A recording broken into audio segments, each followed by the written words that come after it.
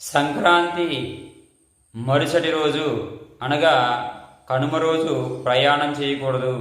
దీనితో పాటు చాలామందికి తెలియని 5 కనుమలు ఉన్నాయి. ఈ యొక్క 5 సందర్భాల్లో కూడా ప్రయాణం చేయడము శుభప్రదము కాదు. ఆ యొక్క కనుమలు ఏమిటో ఇప్పుడు మనం తెలుసుకుందాము.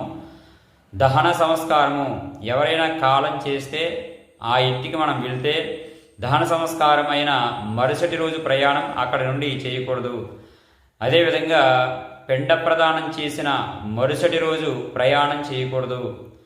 అదేవిధంగా గర్భాస్రవము, గర్భం కోల్పోతే స్త్రీ ఆ ఇంట్లో మనం ఆ సమయంలో ఉంటే ఆ మరుసటి రోజు ప్రయాణం చేయకూడదు.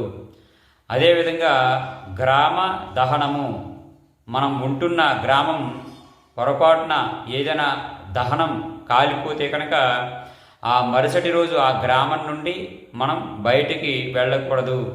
దీనితో పాటు గ్రామదేవతని తీసుకొచ్చి నెల లేదా 15 రోజుల పాటు పక్షం పాటు ఉంచి ఆఖరి రోజు పంపిస్తారు.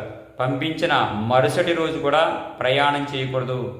ఈ సందర్భాల్లో ప్రయాణం చేస్తే మనకి అనుకోని కష్టాలు ఎదురవుతూ ఉంటాయి. కావున తెలియని వారికి ఈ యొక్క విషయాన్ని తెలియజేయండి.